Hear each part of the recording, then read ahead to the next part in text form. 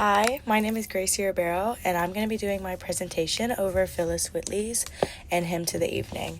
Please excuse, I have this on my phone right now just so it's a little bit easier to read the poem while I'm analyzing it. And then I also have an AirPod in just so it's a little bit easier for me to talk without being too loud. Because I'm just not getting a chance to record this, and it's 8:30 at night, and I don't want to wake up my parents. And Hymn to the Evening by Phyllis Whitley.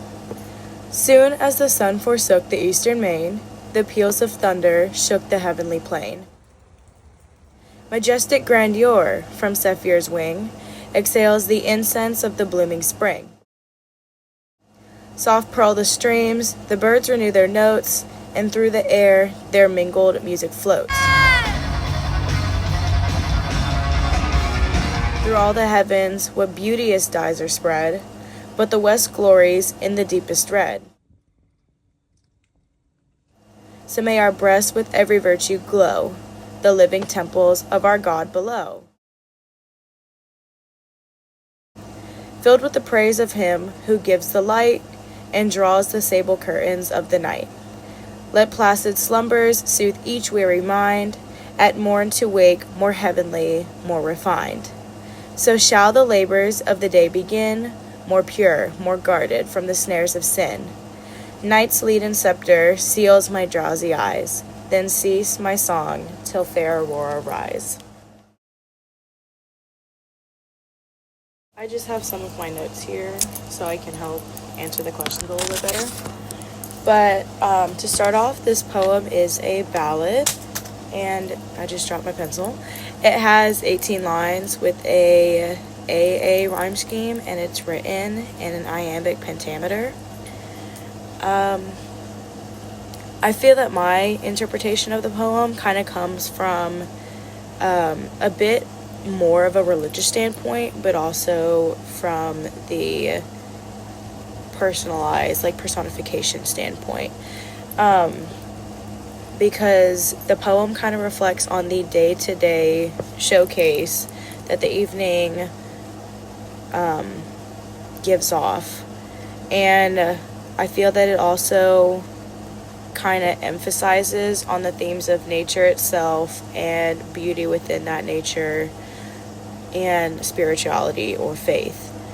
I feel that it also kind of shows just a creative and artistic way of the transition from day to night through this faithful or religious perspective, considering that the title is called An Hymn to the Evening, and a hymn is a song that is usually for a religious worship. I feel like there is also a lot of personification throughout the entire story that kind of brings the evening to life, or the nature itself to life. And Phyllis Whitley speaks as if nature itself and the evening are people that are putting on a display for an audience to see, like a concert for an artist does, or a band, or even like a play. And I feel like some examples that you can see this in are when she states, soft purl the streams, the birds renew their notes, and through the air their mingled music floats. And then I feel like another part is through all the heavens, what beauteous dyes are spread. It kind of speaks as if nature is being an artist, and it's creating music, and it's creating this big painting in the sky, and it's something for we humans to watch and to listen to and to appreciate. Another one I feel like you can see that in is when she says, then cease my song till fair aurora rise. There's some personification in that last part.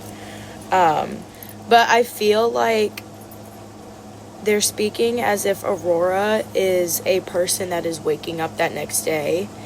And I feel like she, Aurora, as a person, will kind of represent our hope for a new day to come And it also shows like that second transition from night to day now instead of day to night. I feel like this poem resonates with me, because it speaks about nature and it speaks about faith, and those are two things that I'm kind of stick with. I love nature itself. I love going to church and just you're celebrating your faith, you're worshiping whatever you believe in. I feel like that is something that a lot of people do need, and I feel like this poem could resonate with a lot of people just because nature is all around us, and faith is in a lot of people. Religion is in a lot of people. Even if you're an atheist, I'm sure there is something that you can find in here to follow along.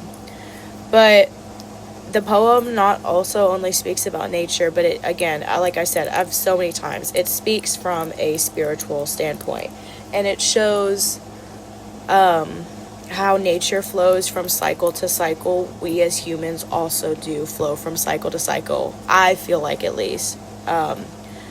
And this kind of connects to the religious aspect of the poem, because we as people, of course, you're born and you go through changes in life, whether your first day at school, graduation from high school, college, getting married, starting a family, and all that aspect of life, or not, but you still go through those changes of life, and you eventually come to your demise and you move on to travel to the next life in a better or more holier place. And I also felt I could connect with this poem and that religious aspect because of the prayerful kind of tone and the tranquility in the tone as well. And I feel like the poem's really calming and really welcoming to the audience. So that's going to be the end of my poetry presentation. I hope that it was good. I hope y'all liked it. I hope y'all could understand what I was kind of saying. And I can't wait to see everyone else's.